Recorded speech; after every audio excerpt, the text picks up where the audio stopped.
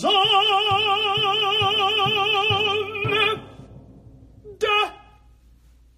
Welcome to Phantom Zone, the podcast where we dredge the lakes of hell in search of the worst the cinematic world has to offer, and then we put it on trial for its various sins against humanity. And should a film be found guilty, then we jettison it into the far, far reaches of space, a Phantom Zone, if you will.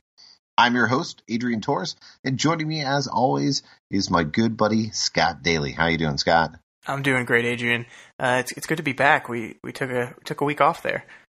We took a breather. Wasn't planned, but it was nice to have. Sometimes life gets in the way, it happens. Well, I mean, you went on a little vacation. Yeah. I wrote just under 3,000 words on 2 terrible movies. I still can't believe you pulled 1,000+ words on Boss Baby. Hey, you know what? #1 movie in America. Jesus, it's your fault. It's all your fault.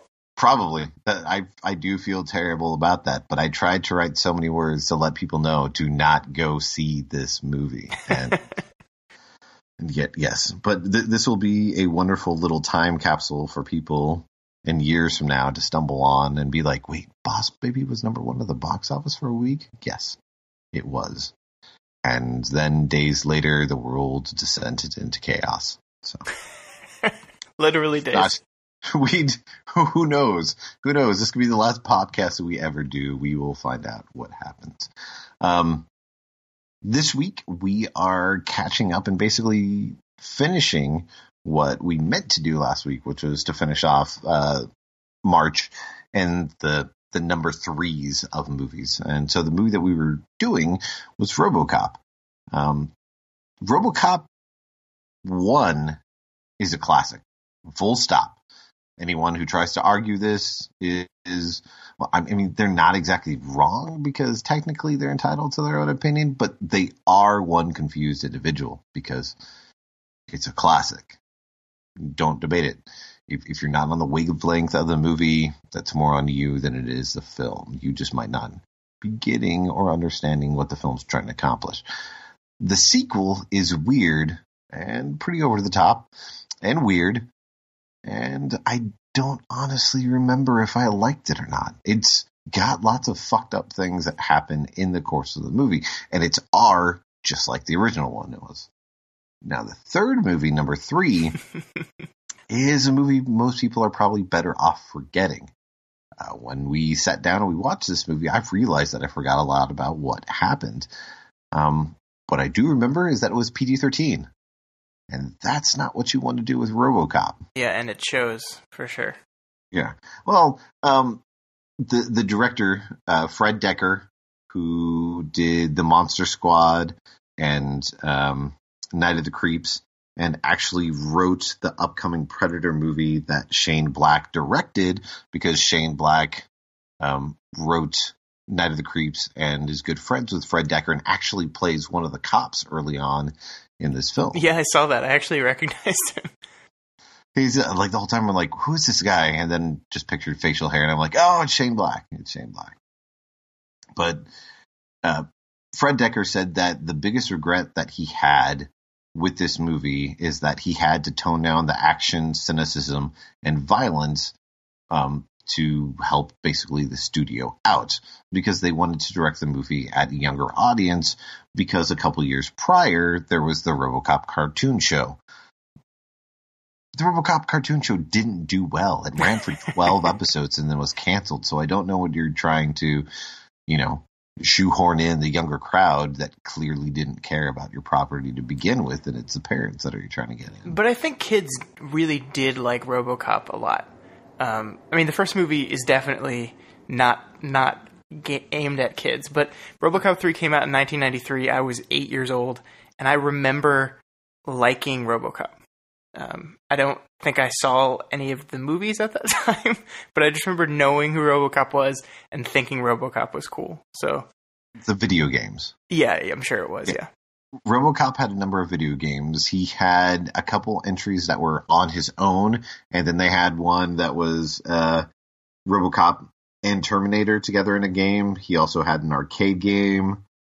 So he was very much in the consciousness of the younger generation, but it was put there after like the RoboCop cartoon series failed because they wanted to make as much money off of it as they could, which is never really the best way to go about it. IMDb has a short synopsis, as does Hulu, and it's kind of funny to see the direction that each of these go in. IMDb says, RoboCop saves the day once more. This time, the half-human, half-robot takes on ruthless developers who want to evict some people on their, in quotation marks, land. Which is true, but the way they put it on their land comes off a little bit hinky. Yeah, the main problem with RoboCop 3 is that eminent domain is a thing, and sorry, if the government wants your land, they're going to take it. Sorry. Yeah. True. Hulu sounds strange the way they describe it. Technically, it is something that happens in the film, but it's not how it's presented here. In the second sequel to the 1987 hit, RoboCop leaves the force and joins the rebellion to battle the Evis Business Corporation, OCP. He doesn't really join the rebellion, as he kind of wakes up in the arms of the rebellion, and they put him back together, and the point that he wakes up and they fixed him, he promptly stands up, grabs a gun, and says, I have a promise to keep, and leaves the rebellion. Plus, he's been fighting OCP from the beginning. And that's like, the plot of every single RoboCop movie is OCP wants to build their beautiful Delta City, and RoboCop gets in the way and fucks everything up. And that's the exact same plot for all three of these movies. And that was even one of the early notes that I put, is you think by this point that OCP would just leave the fucking city. Yeah, just give up on your stupid Delta City. Just give up. It's not going to happen. Yeah, you're in America. First of all, you're in Detroit. It doesn't matter what time you look at. If you look at Detroit in the last like 20 or 30 years, Detroit's not really, a pristine downtown city. When you think of Detroit, you usually don't think of good things. I mean, nowadays the Lions didn't do too bad last year, and ever since Eminem felt it was his crusade to let you know about American-made cars, it hasn't been the worst place in the world, but it's still not great. No, and one of the claims of fame of RoboCop 1 is that it was filmed in Dallas, because when you think shitty, futuristic Detroit, you think Dallas. Because you don't think Detroit, because no one's going there to film a movie. No. Well, this movie, number 3, was actually shot in Atlanta, and they shot it in different derelict parts of the city that were scheduled to be demolished to build the stadium for the 96 Olympics. Are you telling me the plot of this movie was actually happening in real life as they were shooting it? Essentially, in a way. But I mean, it's just weird that, that's why don't you leave? If you're this giant corporation, why don't you just go, you know what, maybe we should look into Florida, somewhere on the coast that's not like this. It's just, but they stay. They're just stubborn, and they stay. And it's basically one robot cop that they never think to, sign an executive order saying that he needs to be decommissioned. Yeah, why would you want this? Like, they own him. Why do you want him still running? Well, but they don't. Okay, well, let's jump into it, because it's a couple questions that the movie brings up that make things go even further down the rabbit hole. We start out, as we normally do when it comes to RoboCop, by getting the media break, which is trying really hard, I think, to be funny, but wasn't necessarily. Like, they're trying to give the sense of Japan doing lots of business in America, and yet the way they were talking, all I could hear was, I think I'm turning Japanese, play in my head.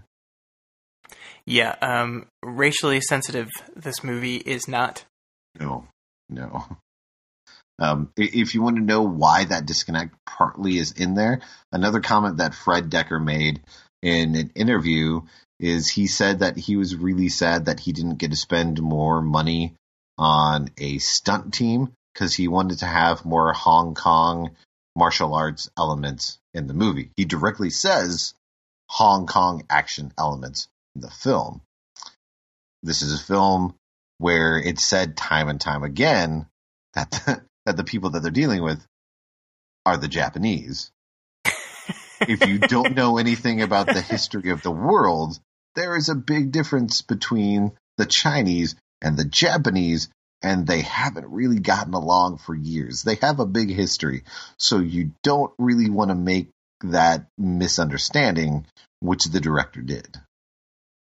Well, I mean, he's not one for attention to detail if you look at this movie, so I guess that makes sense. Directly after we get the racial insensitivity, we get something that's probably not what you want in a movie that's supposed to be focusing on a giant robot police officer who kills people, and the movie's supposed to be making social commentary when you have a child playing on their slightly futuristic computer. Robocop's never been one for the kids. And here's what movies do. Every time they want to do a sequel that brings the kids to it, they just throw kids in the movie. And it's like, kids don't like seeing kids in the movie. Kids did not like Robocop because there is a child in it. Kids like Robocop because they're like, I want to be Robocop.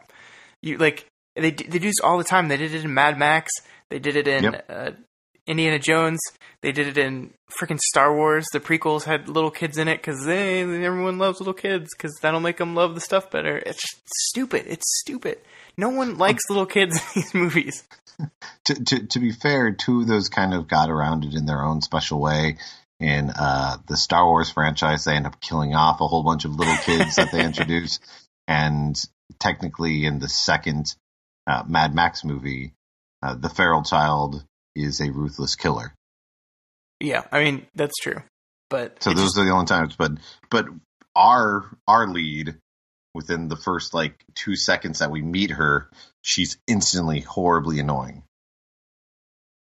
Yeah, and there's no character here. Like, this kid is just there. The kid is a plot device, and that's all. The kid is Freckles and then a computer.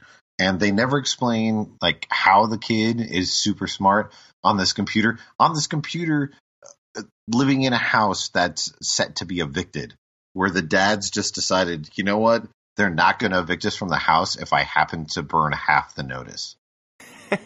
I have a question for you. Yes. Because there's about to be a wrecking ball that crashes into their house. Yeah.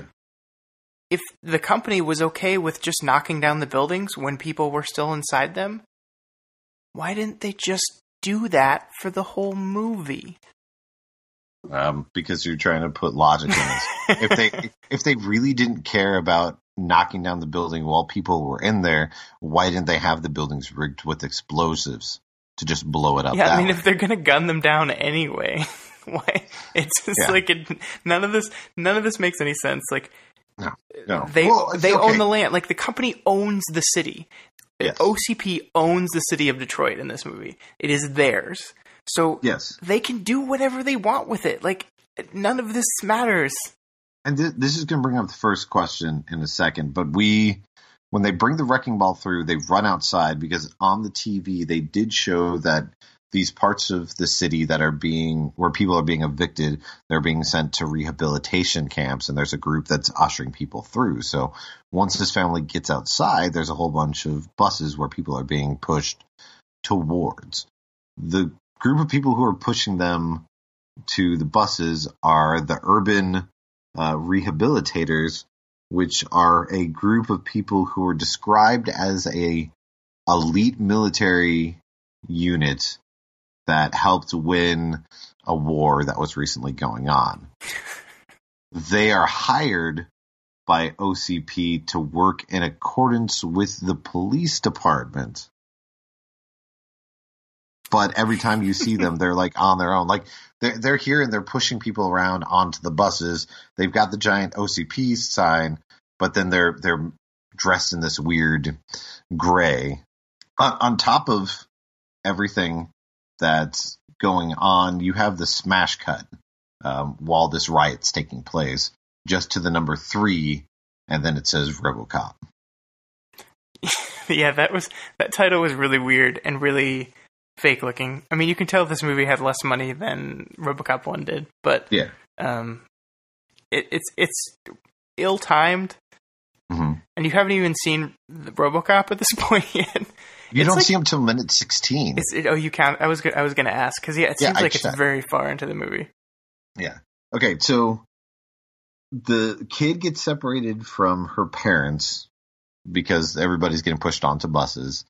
While this is going on, CCH Pounder, who is getting beat up by like a police officer, ends up pulling out a bomb and sticking it on what I think was like the not bulldozing machine, but the wrecking ball machine. Yeah. And then yells at, for everybody to get back, and then runs off. And I was like, oh, I guess you're with the resistance. We're only like 2 minutes into the movie, but you're allowing yourself to get beat up by this guard. What if this guard just decided to shoot you in the head? You don't have a very good plan then. But the kid ends up running away, trying to go back home, but sees that it's been completely destroyed, where she sees another guard and decides to run away and ends up running into CCH Pounder, who ends up taking care of her for a few minutes. How come they left the little girl there? I thought they were taking everyone away in the buses, though. And I know that she got separated from her parents, but why didn't they put her in a different bus? Well, she got pushed back, and then is when CCH Pounder is yelling and everything. So that's kind of what caused it to go crazy. I guess. Like if she wasn't yelling on the megaphone and then had the bomb go off, then they would have tried to grab the kid. And there's even the guy who's at her old home who casually cocks his weapon and fires it into the air and then points it at the child like he's just going to shoot her before she goes running off, which, that's great. Of course. This is what you do. But when she's with CCH Pounder is in the back of a van and is driving off for another resistance attack, I guess you could call it. And in her van with her, she happens to have the character actor Daniel von Bargen, who's been in a ton of stuff. If you saw him, he played George Costanza's Boss Kruger on Seinfeld. He was on Malcolm in the Middle as the what's it called? He was the military guy. In charge of the military school. Yeah. But he's been in a ton of stuff. And then also along with them is Stephen Root. God, this movie has everyone. All people. And their ragtag little group is pretty terrible, because I'm like, okay, if you've only got 4 people in your resistance group, then you should probably give up, because the other side is definitely one. I don't know. I mean, they're just so talented. They're character actors. Yeah, because they blew up the fence and then end up getting into the armory, which after the machine goes off, they still decide to. And if you're not sure about the tone of how terrible this movie's going to be when they are trying to break into this police armory facility, they've got an ED-209 that's on guard. And the little girl, Nico, is really excited to see an ED-209, runs up to it and says, oh, when I get done with him, he's going to be as loyal as a puppy dog. And then you see her write the command code into her little computer that she's plugged into the robot's foot. And all she types in is, as loyal as a puppy dog. And then he is. Well, he's technically not as loyal as a puppy dog. He just says as loyal as a puppy dog. So you have that phrase said 3 different times within 30 seconds. And I'm like, I don't know if this is supposed to be a joke or if it's just this bad. There's a lot of those weird moments in this film where it seems like they're going for a joke and it doesn't make sense. And like, there's moments where you think this is like meant for kids and there's moments when you're not. And this whole part is really weird because like, first of all these people are really stupid because this robot like says, I'm going to kill you all in 30 seconds if you don't leave. And then they stand there. And a little girl runs up to the robot and is like, don't worry, I'll take care of it. So they just believe her? Yeah. Fortunately, hacking Ed 209s was like her hobby, and it's really easy apparently. She carries that, that computer with her everywhere for the first half of the movie, and maybe if she didn't care about, that thing so much, she'd be able to be with her family, but it's an entirely different story. When the alarm gets tripped, of course, it lets OCP police know, there's a break-in. And we go to a donut shop where a young Jeff Garlin, of all people, is working behind the counter. If you don't know who Jeff Garlin is, he's the dad on The Goldbergs currently, and he's also really well known for being on Curb Your Enthusiasm. This movie has everyone. There's just more and more people. And there's a guy who comes into the donut shop to try to rob it. And then, of course, there's a whole bunch of cops who just happen to be there because it's a donut shop. And they all hear the call over the radio and no one wants to take it. And so everybody offers up Alan, and they pan over like it's a magical reveal to show that Nancy Allen is still in the movie. And Lewis, who's been in 2 other films. I'm sorry, I don't know who Nancy who Nancy Allen is. Who's that? Oh, she was in Poltergeist 3. Oh, is that Robocop lady? Yes, Robocop lady. Okay. There you go. Okay. She's known to Scott as Robocop lady, which tells you that you don't need to have an introduction to the character that's a reveal, because you know that she's going to be in the fucking movie. And she has the worst fucking haircut I've ever seen. Her hair is so terrible in this movie. At the beginning. I know we don't need to get into hair talk or anything like that. But at the beginning. Phantom Zone hair talk. I thought the exact same thing. When you first see her, I was like, what the fuck is up with her hair? That looks horrible. Why would you do that to Nancy Allen? And then 2 scenes later, when she gets out of the cop car and you can see the hair from the side, I'm like, oh, I totally get how her hair is supposed to look. And it made sense. I'm like, okay, I understand her haircut now. It doesn't look as terrible. And then 2 seconds later, there's a whole bunch of explosions. And so her hair's all over the place. You don't care at that point. But yeah, I thought the same thing. When they first showed her, I was like, what the fuck is up with her hair? It doesn't make sense. And it's a female mullet. And this has been another episode of Phantom Zone Hair Talk. Yeah. But it is terrible. She's back, and she goes with 2 other cops to check out, to look for this van, which happens to, of course, pass by the donut shop while they're leaving. And so they take off in pursuit, which struck me as kind of weird. We're about 10 minutes, or about probably 13, 14 minutes into it by this point. And so you've got a van that's got resistance fighters who've picked up and befriended this little girl, which makes them good guys. And then you've got Lewis, who's in the police cruiser, going to try to stop them, who's been in the 2 other movies and has been a good person. So I don't know who I'm supposed to root for or why I'm watching this. That could be the subheader of this entire movie. Robocop 3. I don't know who I'm supposed to root for. Or why I'm watching this. There ends up being a car accident because one of the resistance fighters happens to have a little clicker that changes the lights. So they're able to get through on a green line and then change it to a red light, and so that the cops crash. And when they crash, they're inconveniently on the territory of the splatterpunks. I don't know why that was a big deal to call them the splatterpunks, and they had their own little insignia and everything, which seemed kind of ridiculous. But Adrian, none of this scene makes any sense at all. No, the guy wandering around who's being really sexist for no reason. And then he gets sniped by one of them? Yeah, he gets sniped by somebody, but there's no sniper to be seen. No, they don't have weapons. I mean, they have like knives and axes and stuff. And Molotovs. But yeah, there's no one with a gun, so I don't know how this guy, unless somebody had the best slingshot in the entire world and happened to have a bullet on them and decided, this is how I've always wanted to kill somebody. And if you're going to snipe someone, why would you do the civilian? Why not one of the three people with guns? And are you a sniper that only has one bullet? Because there's three other cops there, and yet they never fire at them. Never.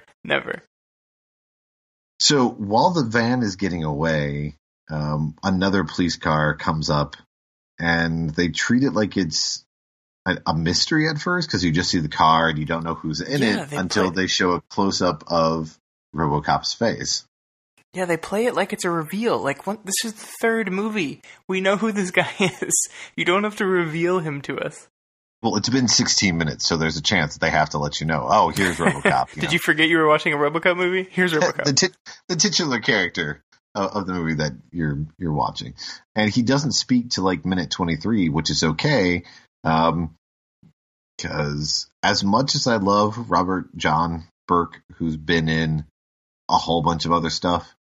If anybody ever gets a chance to rent a movie called Simple Men, which is by Hal Hartley, Robert John Burke is one of the leads in the movie, and he's fantastic, 10 times better than in this movie. But Peter Weller is RoboCop. Yeah, exactly. Like you should not have done this without Peter Weller. Yeah, he was in the first two movies, and he didn't make this movie because he was making Cronenberg's Naked Lunch, actually. So it was a wise decision. He ended up doing a lot better. You've got a classic film and you've got this shithole. So, he won. At the same time, before they went for Robert John Burke, they actually asked Michael Dudikoff, who was becoming big at the time, if he would take the part. And he actually passed on it because Peter Weller was a good friend and mentor to him at that time. And he said, if Peter doesn't want to do it, I'm not going to step into that role. That's his. Another great decision. Yeah, which is better than basically anybody who's in the movie. But he doesn't sound like RoboCop, and that bothered me a lot. Like the jokes that they tried to have him say, it didn't sound like RoboCop, and it took me out of it. Well, and it's like he's trying hard to do Weller, which almost makes it worse.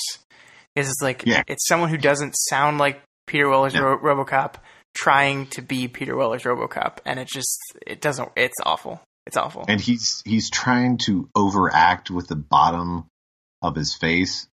Like every time he finishes a line, seriously, if you happen to dive in and want to give this movie a shot, by all means do so. It's free right now if you have a Hulu subscription. So they've got 1, 2, and 3.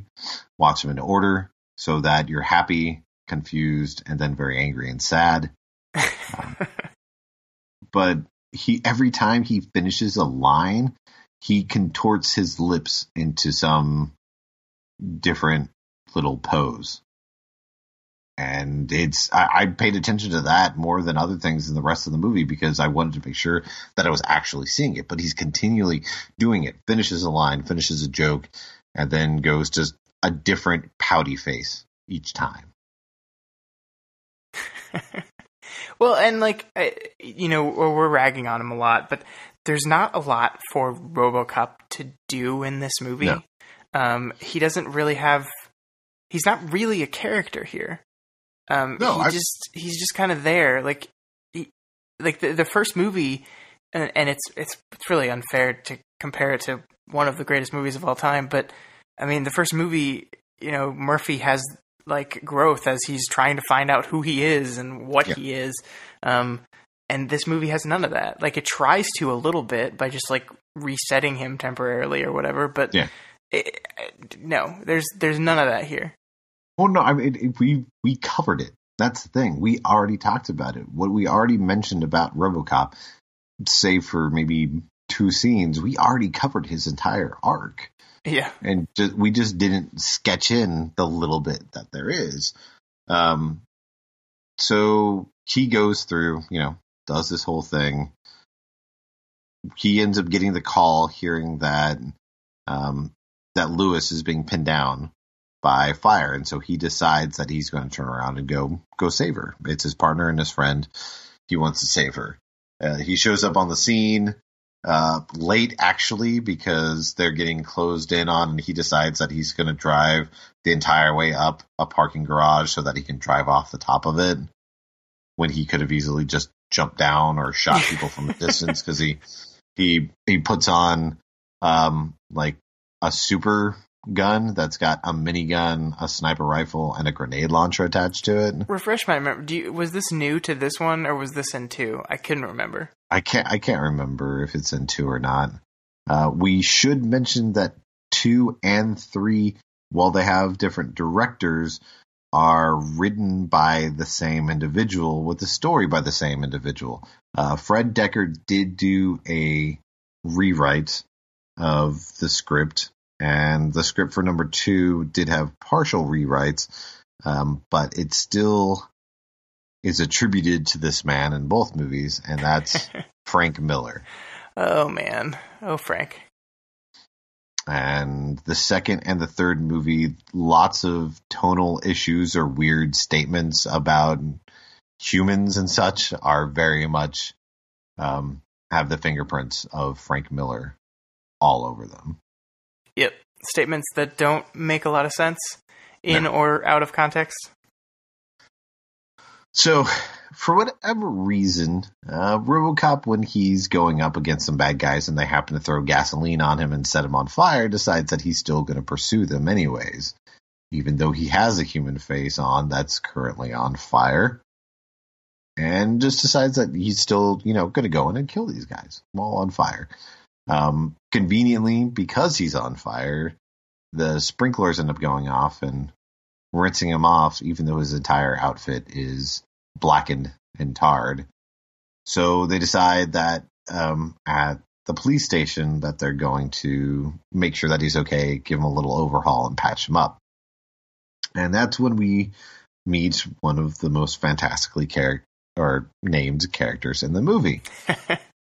Scott, do you know what the name of the doctor that was taking care of RoboCop was? Is it Lazarus? It is Lazarus. I wrote this down because it's so fucking on the nose. I can't even believe it. Because there's 2 different times in the movie where RoboCop basically is either taken offline or killed and brought back by Dr. Lazarus. And Dr. Lazarus is played by a very, very young Jill Hennessy.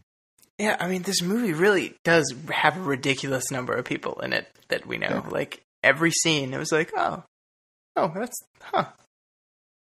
Now, because we're Scott, about to meet another one.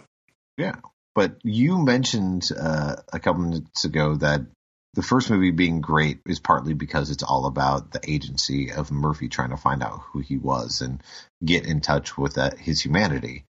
And in this movie, when he's being worked on, his brain kind of has a glitch where it starts reliving moments from the first movie or memories that he had already accessed in the first movie. Yeah, is he like, I mean, did he forget these memories and like seeing the suffering people re-triggered these memories? Because that is conflicting with the first movie where his end point in that was figuring out who he was and having all his memories and being himself again, only in this robo body. Well, it's confusing on a number of levels, because while this scene is taking place, we're also getting up to date with the financial standings and hierarchy of OCP, which is now in charge of an individual whose only name for the entire movie is the CEO, which is played by Rip Torn. This movie has everything. Rip Torn. Rip Torn is in this movie. It has Rip Torn, but it only has Rip Torn for about 7 minutes. They're all great. They're all great. Yeah, but if you have Rip Torn in a movie playing a CEO, you don't just have it be for 7 minutes and forget about him for the majority of the film. I mean, I agree, but... But OCP has entered into a behind closed doors pseudo venture with a Japanese company. But they were talking about it on the news, so it's not like the news at the beginning said that the Japanese company Kanemitsu had bought OCP.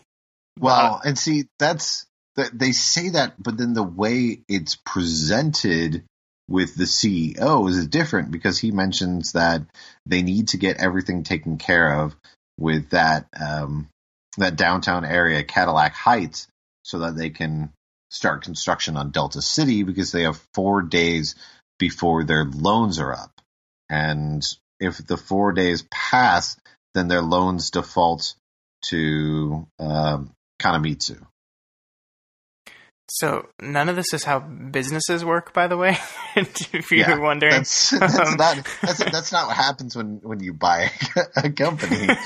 So that's why I was really confused with how, because it's like, this is what we're presenting to the public, even though that's not what's happening.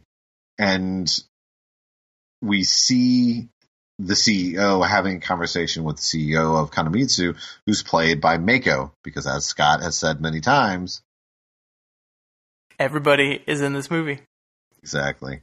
Mako, I can't believe it. And just like with Rip Torn, they don't really use him to his fullest. He's literally got 3 scenes. The first scene that he's in, the third one we'll mention later, but the first scene, he's speaking to Rip Torn in Japanese, and Rip Torn has a device on his ear that's translating.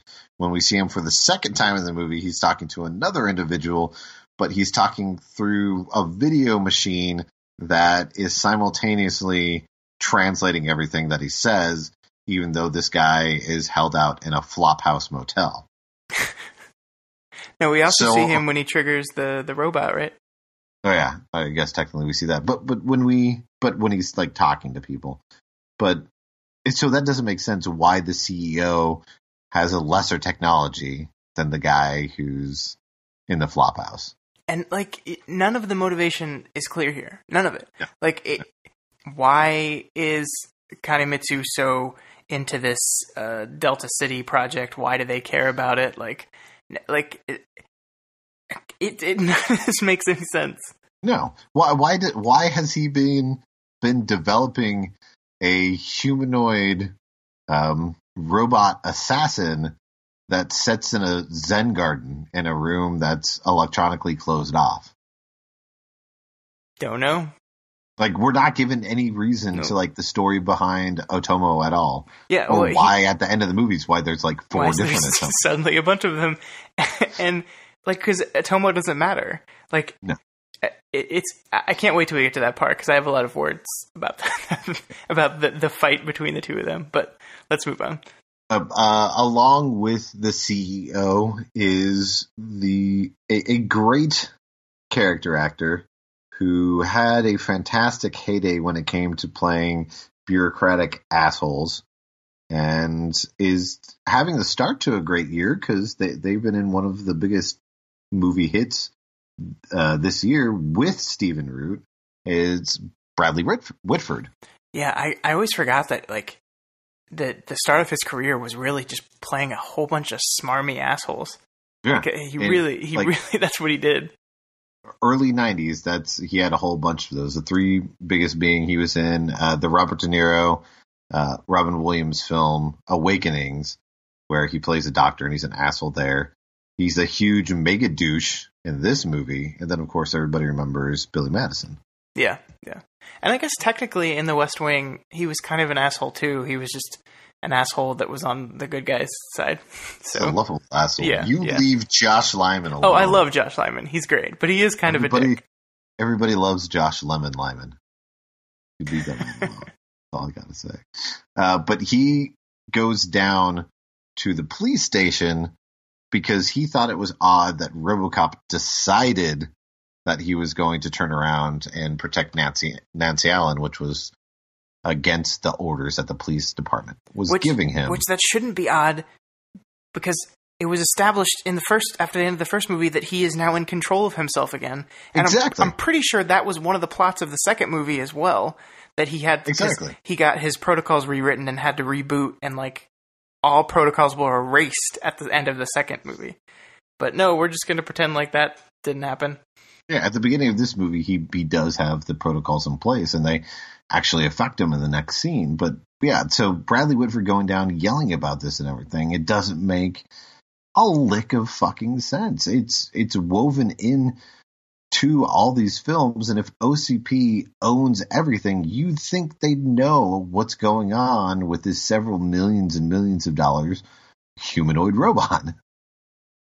Yeah, and like this whole thing, like we own the police force, so we own him. And I was like, that was the whole point of the first movie, is that he's not a thing, he's a person.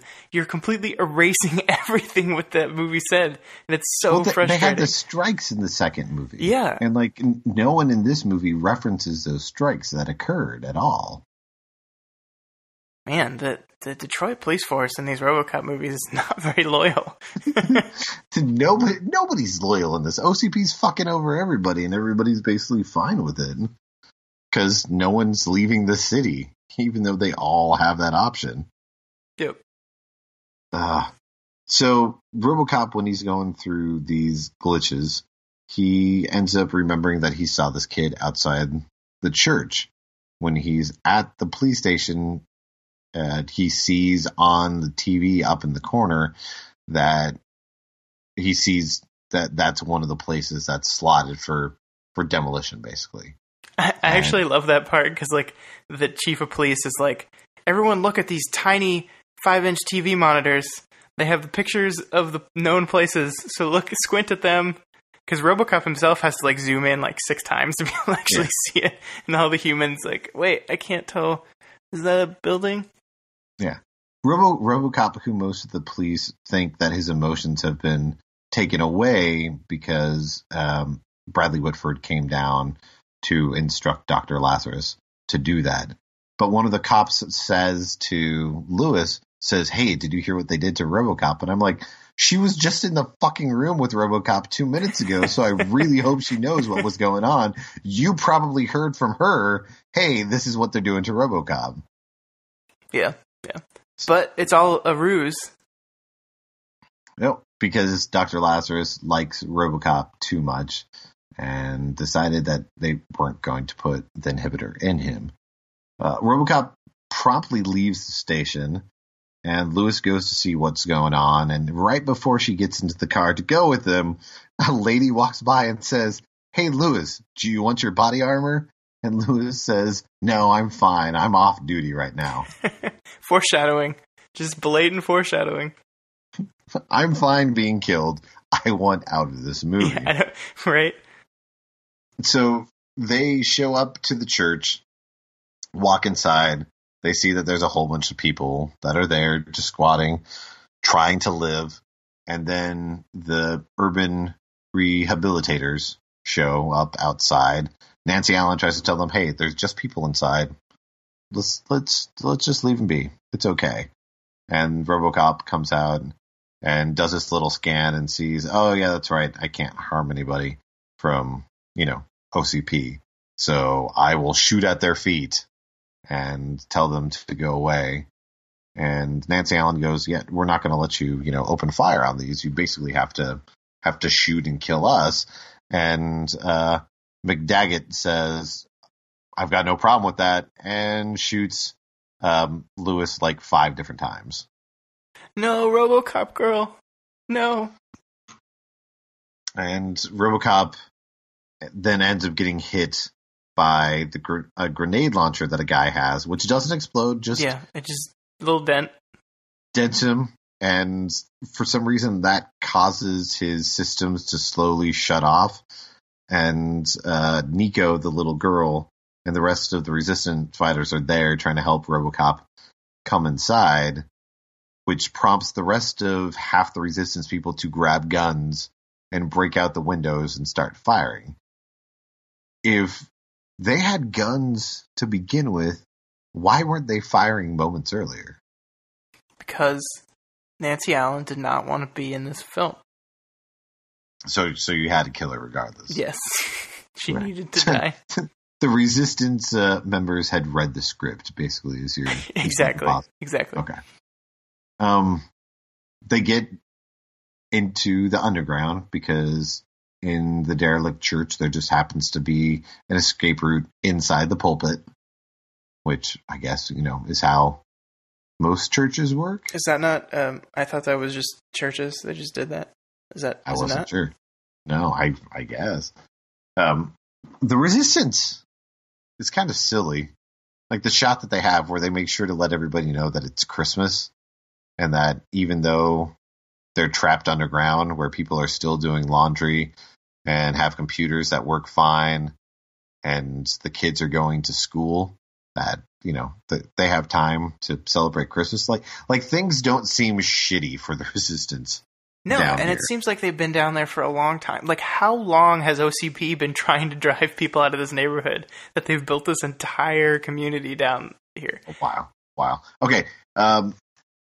In a you mistaking somebody for John Cena moment, did you notice the guy who was sitting, when they're panning down and they're showing everybody, there's a guy who's sitting on a cot by himself, just kind of staring out into space and wearing a leather jacket?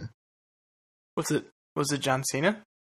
No, it's a guy who looks exactly like Nico's dad.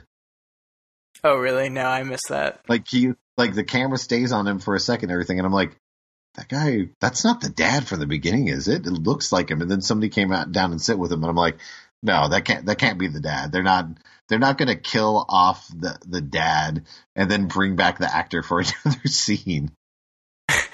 They might. In this movie, they might have just needed some extras. Yeah, it's just, I hate the kid, because anytime the kid speaks, like, people are listening to the kid. The kid's the one who says, hey, bring Robocop with us. And somebody actually says, are we going to listen to this kid now? And the only defense somebody has is, do you have a better idea? Which is funny, because he does have a tracking device on him, so it was a bad idea. And the kid's the one who instinctually finds out about the tracking device. And then they throw it 10 feet down the sewer tunnel, because that'll keep them away from their location. Well, he throws it down there so that it's directly under the manhole, so they have to open it up because he booby-trapped that entrance. So one bomb goes off and then they just give up? I guess. I don't know how the urban rehabilitators work. They're not rehabilitating very well. I know how the cops work, because the cops are either at the police station, at the donut shop, or two of them are arresting the splatterpunks. That's all we see them do the entire movie. It's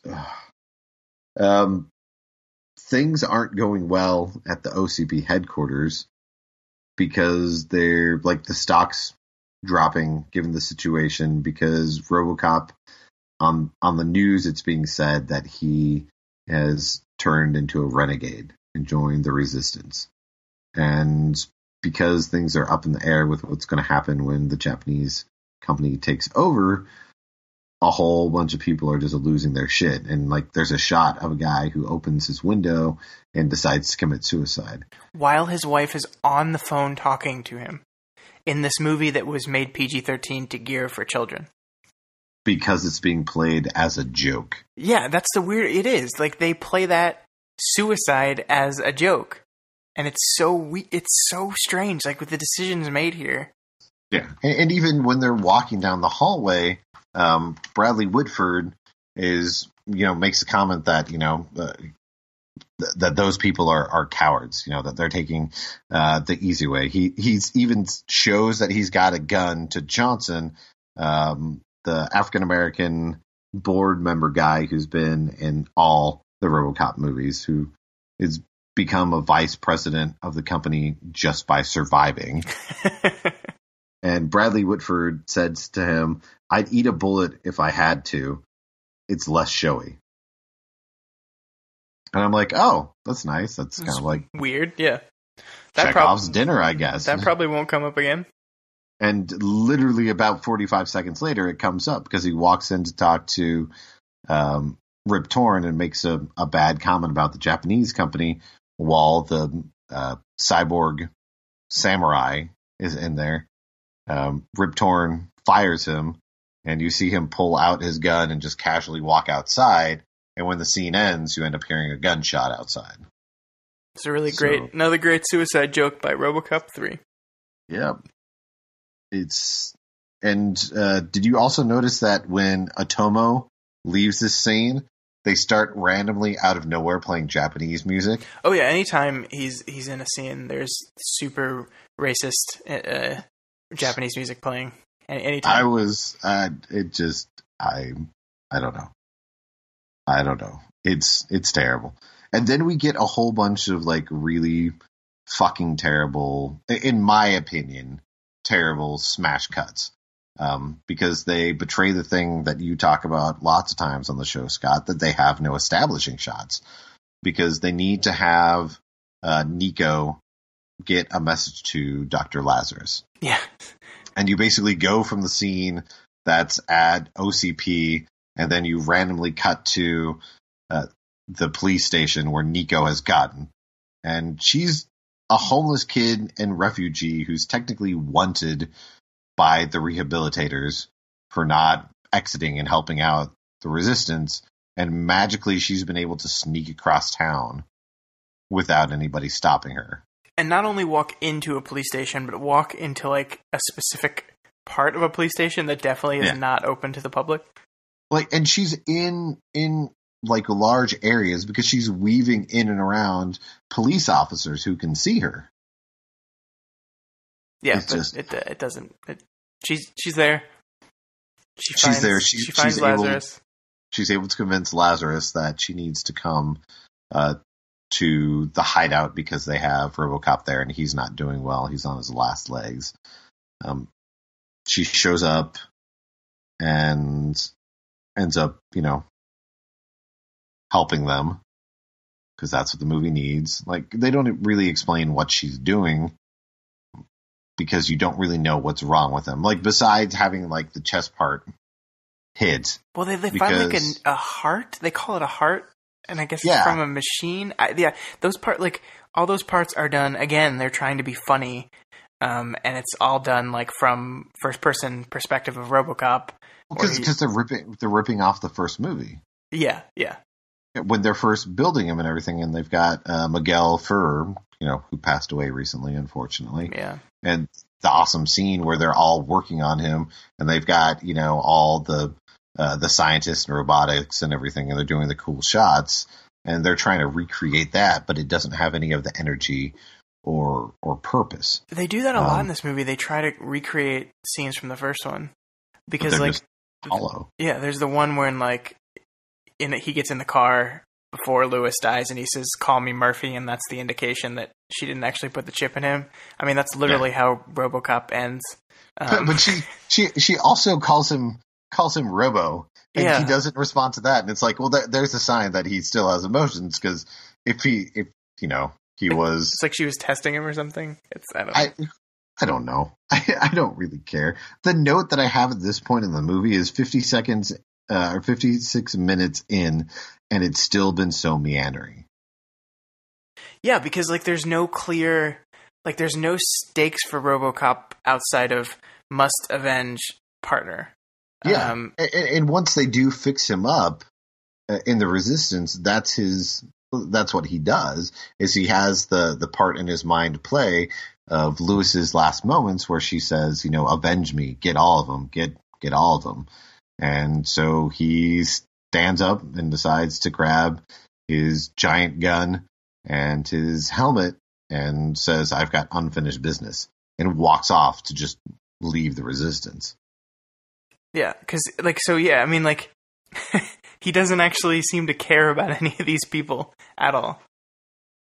And he marches straight into a police station and says, where are the bad guys? Oh, they're in the room next to ours. Okay, thanks. I'm going to go murder them all. You might want to call the fire department, is what he says. And I guess we're supposed to be okay with this? I don't know. Yeah. Well, and that's when we find out that McDaggart is in the hotel because a spy tipped him off that RoboCop was coming that way, and the spy ends up being Stephen Root. Damn it, Melton. It's just it comes out of nowhere. They don't set it up, and RoboCop doesn't even say that he's going to the police station. So how he knew? Yeah, I'm not sure. Unless it was just a casual warning, shit, RoboCop's walking off. We should probably let this guy know. And it's it doesn't go anywhere. No. RoboCop fails to kill McDaggett because he sees Stephen Root standing there. So then he gets away. Stops. He threatens McDaggart and then is like, Oh, hey, what are you doing here? Oh, it's probably not something. Ah, damn it, the guy. He rolled out the window. Damn it. Oh shit. Oh well. And that's also because he spends all that time when he's walking in the hallway, and the first urban rehabilitator pulls out the gun, and RoboCop decides to not only shoot the gun out of his hand, but then shoot the gun like 10 different times so it floats in the air. Oh man, that was amazing. Why? Just why? Because it's fun, that's why. The same reason why RoboCop gets in a Pimp-mobile and chases after McDaggett. Which promptly gets destroyed in like 30 seconds. But keeps on trucking. You're RoboCop. You've got a tactical system that's built into you. You've got aim that's built into your brain. And yet you're not able to shoot this guy at all. Like, he fires like 3 shots, and McDaggett shoots like 150 bullets, enough to completely destroy a car. Ugh. But I did love that when they're going down the residential street, that McDaggett remembers that he just happens to have a wad of like $101 bills in his back pocket, and he's going to throw it at a whole bunch of kids that are playing hockey, and that's what stops RoboCop. I love that. Oh, luckily, thank God. I was gonna go to the strip club later, but I had these. Whew. And this guy's not like in a suit or like a police uniform. Like, what he's wearing at this point looks like a giant onesie. Yeah, it's a jump. They all wear jumpsuits. All the OCP. So guys. in his side pocket of the jumpsuit, he just has a wad of dollar bills that are like in a bundle, not like rolled up into a ball, like in a giant stack that he's just carrying in his pocket. You never know when you're going to need to distract some children from a robot. You never know. Like, he didn't take a gun or anything when he left the hotel room. Like, he grabbed a wad of cash. I don't. Kuntz shows up at the Resistance headquarters with a gun that he points at CCH Pounder, because I guess he doesn't remember that he's in the Resistance headquarters, and there's like at least 30 people within earshot of him that have guns. What is his play here? So he brought OCP to the Resistance headquarters. Yeah. Why go in? Like, I don't just know, point. Like, they're in that building. He seems like he's supposed to be a distraction, but he says that he tells them they're coming. Yeah, he tells them that they're coming in like a couple minutes, and then I guess that was the signal to have them come in 5 seconds later. I don't. It's stupid. It's stupid. And what is this movie about? He dies. CCH Pounder gets shot and tells Nico, the little girl, to leave. And as she's dying, gives her a thumb up. And so the little girl, as she's getting ready to run off, is also, for whatever reason, giving a thumbs up back to the Resistance leader who's just died. And died giving her a thumbs up. What is this movie? I had to rewind it because I'm like, is that supposed to be a way that you say goodbye to people in the future? Yeah, that's like, thank you for everything. And it just doesn't, it's so stupid. And then she gets pushed into like an air vent, basically, by Jill Hennessy. And Jill Hennessy tells her to go. And the girl's like, no, it's happening again. It's like, yes, you are terrible, and everyone that you get involved with dies, basically, because of you. And then they take Jill Hennessy back to OCP headquarters. Why? They put, I guess, as leverage, or in the hopes that RoboCop will go there. I mean, they don't say. I don't. It's caused me pain thinking about it, especially because we get to the next scene where the rehabilitators led by McDaggett show up at the police office to tell them, hey, we need you guys to go out and stop RoboCop because he's causing a big problem. And all the cops decide, you know what, we're going to walk out. So we're going to throw down our badges. We're going to quit working at at the police force. And I was really confused at this point why the rehabilitators were able to say to the police officers, no, you need to do what we say. Like, I don't know the hierarchy of the system that supposedly, I guess, in some way goes Kanemitsu, OCP, then the rehab officers, and then the police department. Like, the police department are on the bottom. I can assure you, you're thinking about this too hardly. I think. What? Like, who do the rehabilitators answer to? Because we know that Nobody. McDaggart is seen in the hotel room before Robocop shows up, talking to the chairman of Kanemitsu. Yeah, does he answer directly to them? Because we never see him have any contact until like 3/4 of the way through the movie with Rip Torn, and when he sees Rip Torn, he orders Rip Torn to sit down, and Rip Torn sits down. Yeah, I think they were going for this idea that Rip Torn thought he was working for him all along, and he's actually been working for Kanemitsu, and he's had his own agenda and was following different orders this entire time to, I guess, make Rip Torn not the bad guy. They never explain it. Like, they never explain no, how long this it's has terrible. been going up. Yeah, they do. It up. They do an awful job at it, but I think that's what they were going for. We do get in the next scene a connection back to the last episode we did of the Ghoulies, because there's a report out there that Robocop has been going on a killing spree that's included killing a whole bunch of nuns.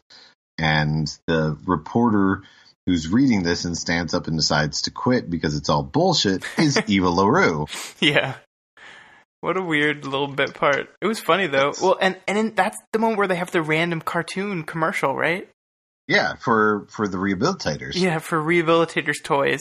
And it's not like the first Robocop is really smart and clever, and it's slightly satire, because that's kind of what Verhoeven does. It's very much satire. Yeah, and it seems like that's what they were trying to do in this moment, too, but it just comes and goes in this movie. Yeah. Yeah. It's just... Oh, like a smart person could say that was a reaction to the fact that RoboCop toys were selling like crazy to kids in 1993, and that's ironic considering what Verhoeven was saying with the movie. And you could say by selling these rehabilitator toys, you're making commentary on that. But the movie's not smart enough to be doing that. It's just really weird. Because they exist in a fabric where at the beginning of the movie, the main character has a RoboCop toy and has a model put together set for the ED-209. Yeah. So you're not making a comment on it. You're just making a comment about kids basically wanting everything. Yeah, it's what it is stupid. It's stupid. Yeah. So RoboCop shows back up at the Resistance headquarters, disappointed by the fact that he hasn't been able to keep his promise. But instead of continually trying to go after McDaggart, he just gives up and decides to go home for the night. Sees that no one is there, finds a map on the ground that Otomo used to find out where the secret base was, even though technically... It's a line on a piece of paper. It's just a line.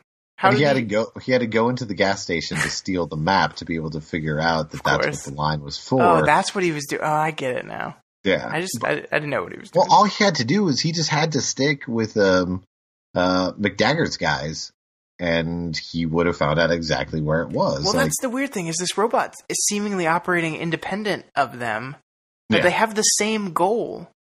Yes. It doesn't make any sense. No.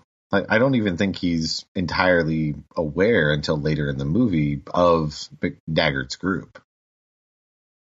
Yeah, and then we have the worst fight scene I have ever seen in my entire life. It's slow, it's shitty, and a simple grenade launcher is able to destroy this very expensive humanoid robot. Well, and here's the thing about RoboCop. He kind of sucks. Like, he's really bulky. He can't really move quickly. there's like no way he would win in this fight. Like this thing is 20 times better than him. It can move fast, doesn't make zzz, zzz noises every time it moves. Like there's no way he would lose in this fight. And yet it can swing the shit out of a sword because he does it for like 45 seconds straight. Right, and like it's so weird because the whole fight consists of him staring at him and then charging him, doing a flippy thing and chopping off a piece of him, and then stepping back and then staring at him for another 5 seconds. That's the entire fight. They just do that 3 times, and on the third time, he doesn't even hit him with the blade of the sword. He just like bumps him with the hilt. And then suddenly Robocop is hurt at the end of the fight. Like he's like losing power and hurt and having to crawl along the floor. And I was like, because he got his arm chopped off? That was the arm that came off anyway. I don't understand. He puts a gun on the arm anyways. But somehow he straps himself into the jetpack, and that's what, is able to power him up, even though he kicks it off after like 2 minutes. But while he's having this shitty fight outside, the cops have all showed up to Cadillac Heights to say, hey, just to let you know, the rehabilitators decided to hire the splatterpunks to come and kill you all. So we've shown up, as the police chief says, time to show how real cops kick ass. Again, I have to point out that OCP is the legal owner of this city, and they have every right to force people to leave it if they want. So the cops are murdering people when they're fighting back against these people. And not only that, but they decide that they're going to tip over all the cars as cover. And I swear to you, when they do this, the street looks exactly identical to the way the street is set up in Predator 2. Like at the beginning of the movie when they've got the LA gang war that's going on, it looked basically the exact same way. I'm sure. It probably was. I don't know where they filmed Predator 2, but I would not be surprised if it was the same street. Robocop comes flying by long enough to shoot a grenade at a tank so that it stops killing people, and then decides that he's going to go to OCP headquarters, even though he doesn't have a ton to go on as to why he should go to OCP headquarters, except for that it's Robocop and all the movies end at OCP headquarters. How is this company still a thing after 3 movies? I don't understand. I don't know. They're losing money. They had to sell out to another company, but then it turns out that they've got loans, so nobody knows what's going on with them. You know what the funniest part about the loans is? Is that CCH Pounder knows about that? Because at one point in the movie, she's like, we only got to survive 3 more days, and then they'll run out of money. I was like, how do you know that? What is going on? Everybody knows about everything, because when RoboCop shows up at OCP, Jill Hennessy's been captured and taken upstairs at this point, but Dr. Lazarus mentions that the rehab division are basically just a bunch of thugs and mercenaries. Yeah. And it's like, okay, you're using a very specific term here. Mercenaries fits into a very specific grouping. And you're just cavalier throwing it out there, which means you have to have specific information on these individuals. Yeah.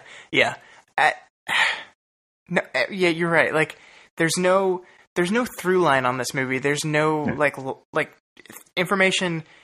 Once the audience is given it, it is just assumed that every character has the same information.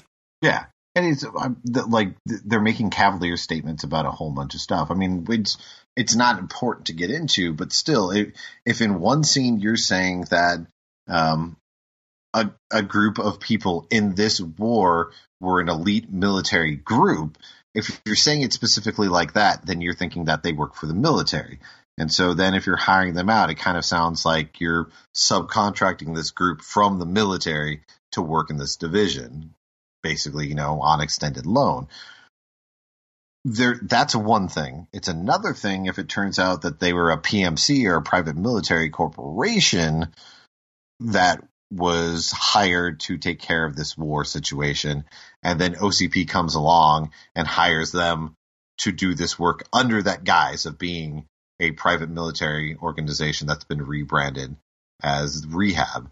Even further is if you went out and you found people who used to be military personnel who either got dishonorably discharged or decided not to take another tour, who are now guns for hire and are mercenaries. Yeah.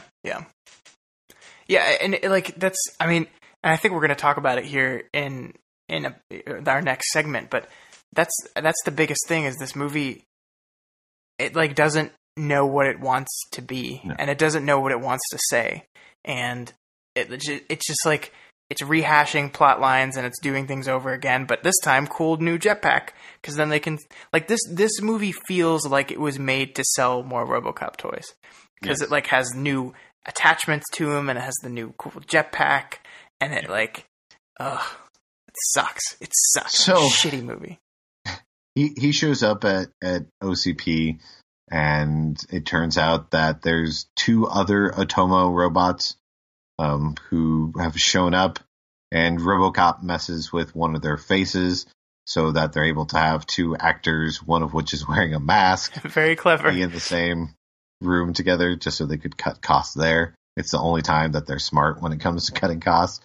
They have a very boring and shitty fight that's saved by somebody sending a computer command to the two robots to chop each other's heads off. Yeah, so this doesn't make any sense either, because at the beginning of the movie it's established that she can hack these robots, yes, but she hacks them by sneaking up under them and hardwiring into them and then giving them a command. In this, she just literally opens the computer and I guess wirelessly hacks into each of the robots. Yeah, I don't know if there's Wi-Fi or anything. It doesn't seem like there's, internet or anything that exists in any form in this future. It's just whatever you have that's housed on your computer, and your computer is able to do everything. Yeah, it doesn't even follow up on its own established rules.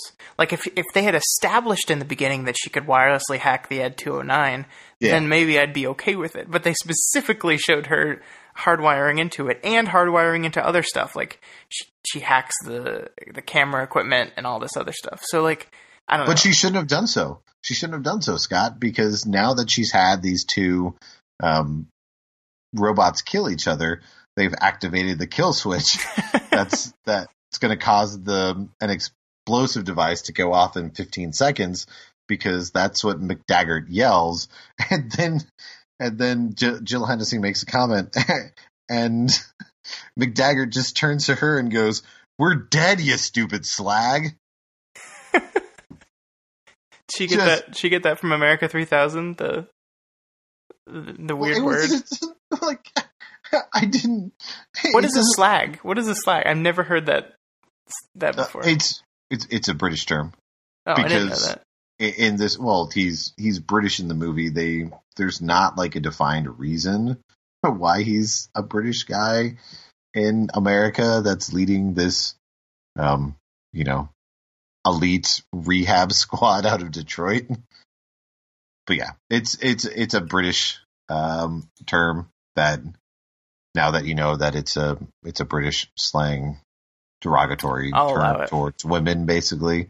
That's the way to explain it. But it doesn't, like, it just comes out of nowhere when he just yells it, and then his leg gets burned by Robocop's jetpack, and that's how he dies.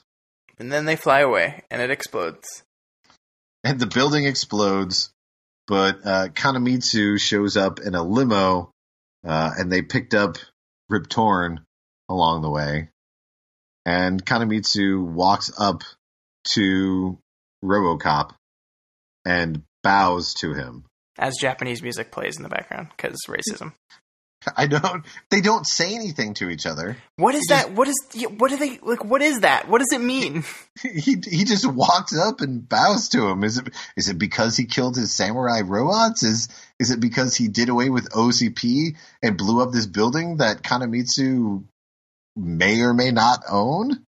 And then Rip Torn is just standing there smiling on his face, and he goes, I gotta hand it to you. What do they call you, Murphy? And I'm like, gotta hand it to him for what? Again, you were just in the building that Robocop blew up, the place where you work, and just blew up. And you're one of the bad guys. And you're handing it to him for what? For for killing the rehab people and helping the resistance group hold out so that you're not able to build a Delta City now? What are you so excited about? My friends call me Murphy, but you can call me rack zoom in on him from below, Robocop.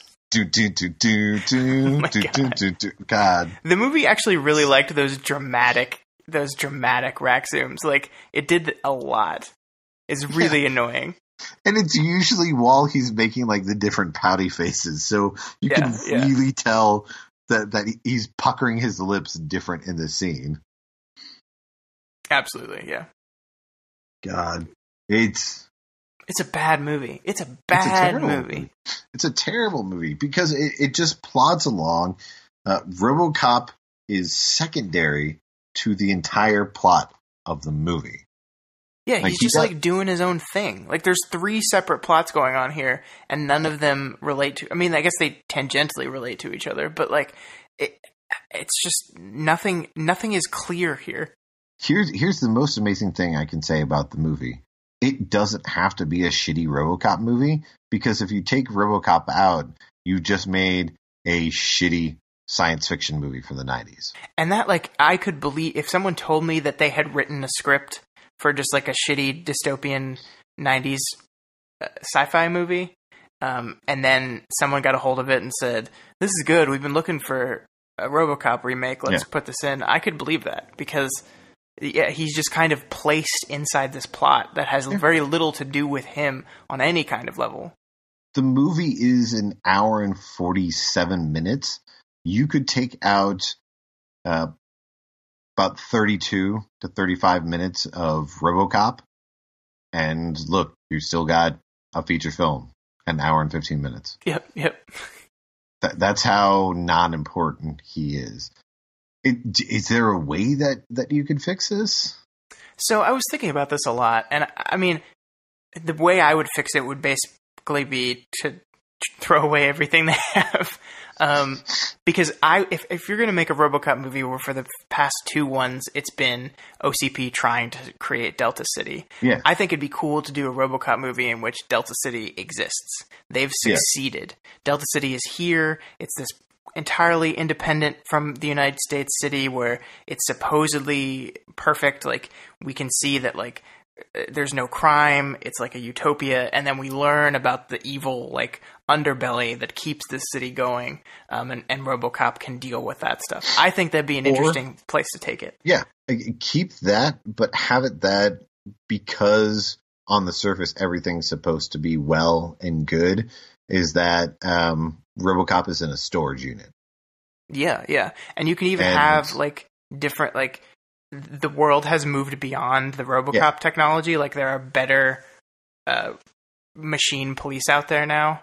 And the resistance that is out there ends up, you can still have them, like, breaking into the armory, and they stumble upon RoboCop. That's actually a really good idea. I like that a lot. We fixed a small portion of the movie, but we fixed it. We fixed it by completely changing the entire movie. But I mean, and I think, you know, the theme of this month, you know, we went a little over, but the theme of the past few movies we've done is the third movie, and there's a reason why third movies have this notorious reputation of being bad. It's because usually by then the ideas that made the property good have been all used up, and they're really just making the film because they want money. So it's season 6 or 7 of a TV show. Like, that's the complaint is once you've passed the season 5 or 100 episodes, you start running out of things that you can do with characters. And that's why my favorite story for any television program, and it's something that when I'm watching shows, I'm fine if they end earlier, was Dick Van Dyke. The Dick Van Dyke Show is one of the most successful and popular television programs of all time.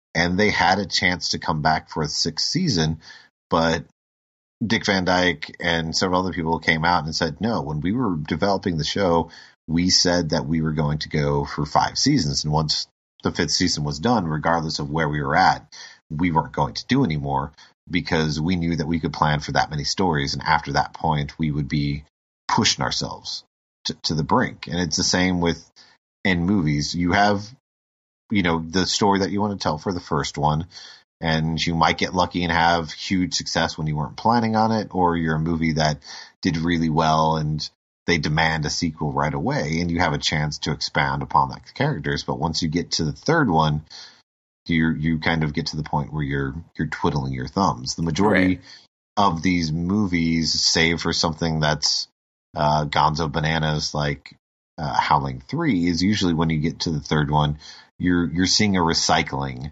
of some bad guys. And that's definitely not to say that a third movie couldn't be good. Like, you just have to be willing to go beyond your original concept and to explore something new. And or jettison it. It's a daring thing, but I mean, we even said it when we did the Howling 3. It takes place in the universe where the events of the other movies have taken place, but it's a completely different set of characters and different types of werewolves. And even because of the time that we're at, and we're going to be having Fast and the Furious, the latest one, come out. You think of something of like Fast and the Furious 3 that for a long period of time was one of people's favorites, was a movie that decided we're taking place in the exact same world, but the characters that you're meeting here have nothing to do with the characters that you originally have. And that's it. Have the same universe. You can have somebody show up, but these are their own people who are living their lives, and that's how you organically make it bigger. Yeah, and I think Fast and the Furious is a good example too, because from 5 on, they set out to like make a different genre of movie each time. Like 5 was a heist movie. 6 was, I don't even know what 6 was. 7 was more like a superhero movie than anything else. Actually, 6 was more of a superhero movie. 7 was more of like the spy type thriller. Who knows what 8's going to be, but they're doing the same thing, and they're going bigger and louder, and we could have a whole conversation about those movies. But the number 8 is the Avengers. Yeah.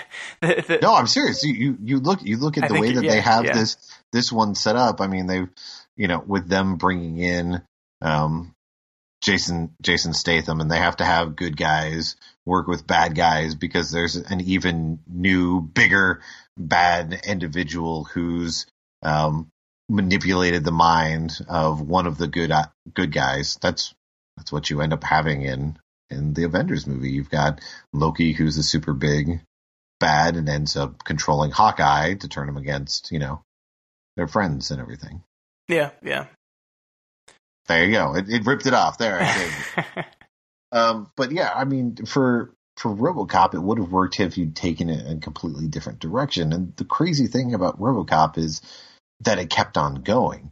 While it didn't have another theatrical movie, it did have, I think it was 4 TV movies that they made. Like I don't think 4 I of saw them. any of those. Yeah, there was a short-lived TV series, live action, and there were like 4 different ones, like Dark Directive, I think is like what the line is. And of course, they had the remake that came out several years ago, which isn't good at all. Yeah, but do you? So here's the question with that is, do you think that's better than this? They're tough to compare because they're tonally different.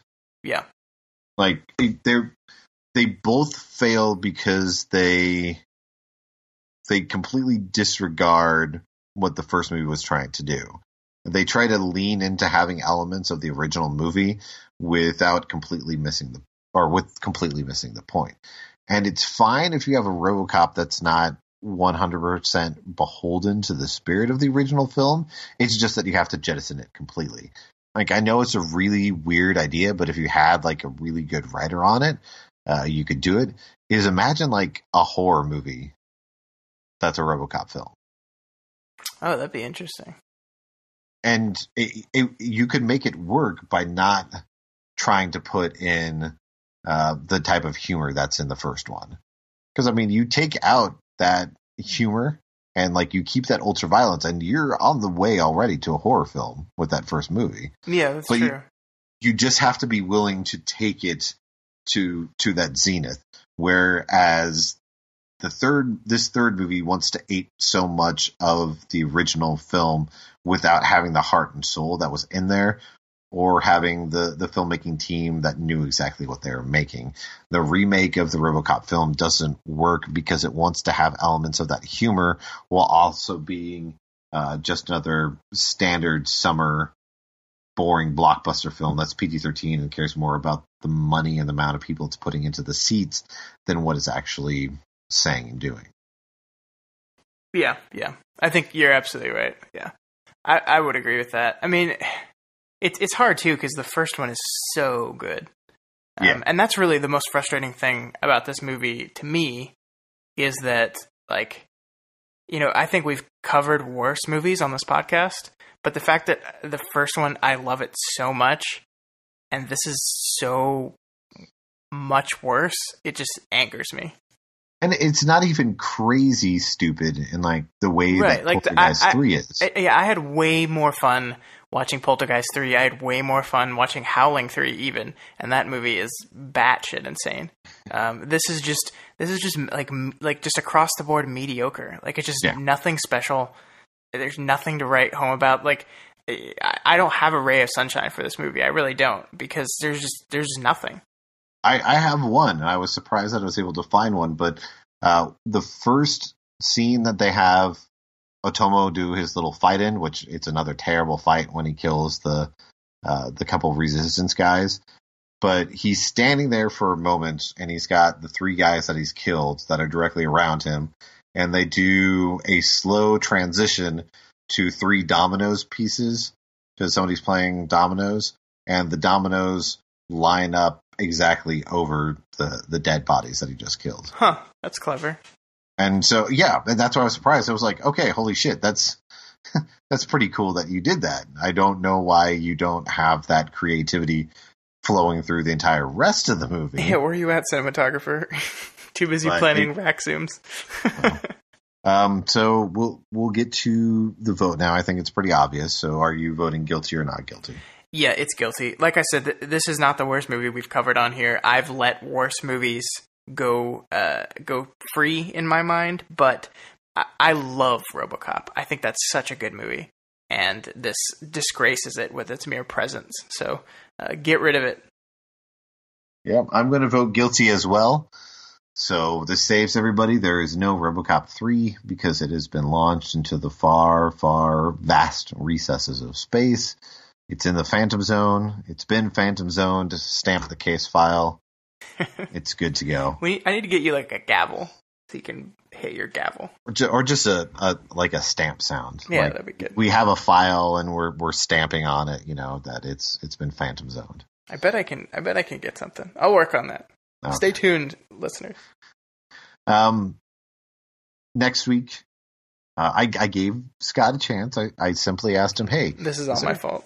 Is there any movies that you would want to do? I want to give you the chance that you come to me with movies and either ask, say, hey, choose from this list, or just be bold and brazen and say, hey, I've got a couple that we're going to do. This is the next two that we're going to do in a row, because I'm open for that. I want to give you that chance. But I asked him before we started recording if he had one, and he said no. I was not prepared. So I made an executive decision and decided that the movie that I watched 2 nights ago needed to be on a Phantom Zone episode in the future. And it's going to be next week.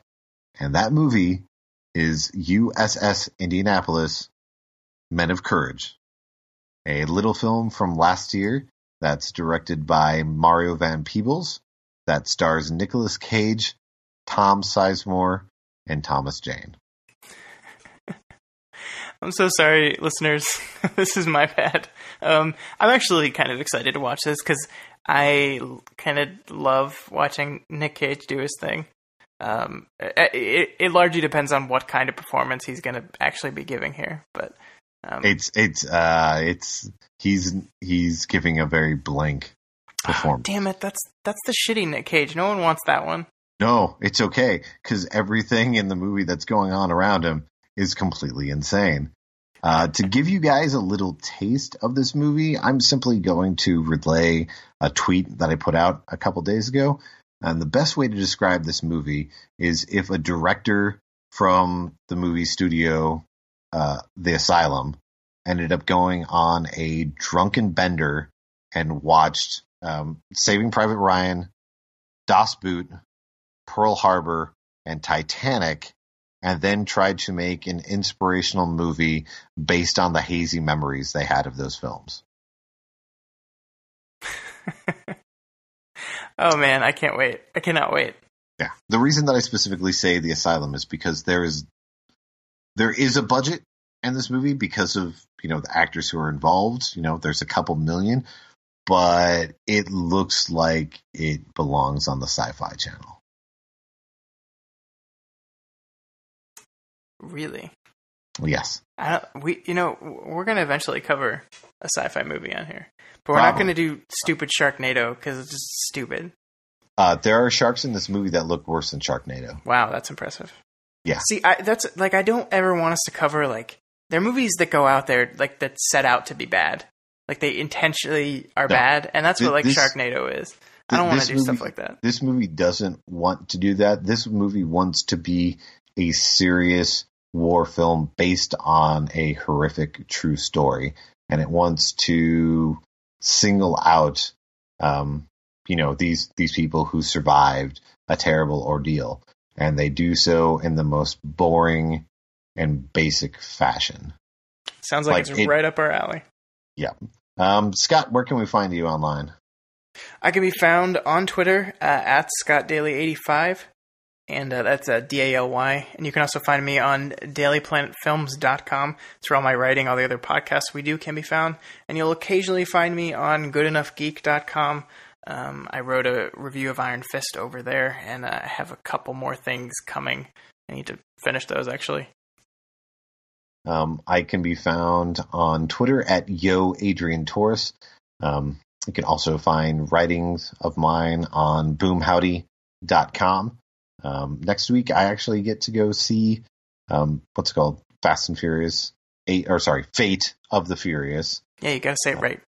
Yeah, I'm going to be watching that, and then I'm going to be watching a Christian Bale / Oscar Isaacs period piece film called The Promise. So that will be interesting. At the same time, because this is going to be dropping in a day or so, this is a call that I'll also put out next week just for everybody. There is a movie that is opening in New York and LA tomorrow, April 7th, called Colossal. It's the new movie that has Anne Hathaway and Jason Sudeikis in it. Go see it. It's so good. It's so good. It's fantastic. It's going to be one of my favorite films of the year. I can pretty much guarantee that. Next Friday, the 14th, it comes out in a whole bunch of other cities. I know that this weekend... Yeah, that's when it hits Dallas, yeah. Yeah, and it's going to be in a whole bunch of theaters, probably some smaller theaters, because I know it's getting a smaller release. If you happen to be in a city that has an Alamo Drafthouse, you are going to be getting it automatically. The company that put it out, the Neon Rated, I think it's called, or just Neon, is a new shell distribution company that Tim League has a stake in. So any of the movies that come out through them, like I know at Sundance they picked up I think 4 movies or so. But any that come out through them are going to be automatically get into the Alamo. So I know that New York gets it at their Alamo and a couple different ones this weekend, and then next weekend all the other Alamos, and I think a handful of AMCs are going to be getting it. But definitely go see it. Yeah, I have been looking forward to the world seeing this movie since we saw it at Fantastic Fest. It was, I think I liked Arrival a little bit better at the time, but I've been wanting to see this movie again since I saw it. So I'm just so excited. I'm so excited. And I'm excited for people to stop hating Anne Hathaway for stupid reasons, because she's excellent in this movie. She's great in this movie, and I don't really like her acting ability. I disagree. But that's a different discussion. But until next time, you guys take care. I don't need no predictions. I don't listen to fate. I'm a cold soul survivor. I've been known not to wait. In a land of confusion, no one's ready to face. it's love that you're after, then you're in the wrong place, baby.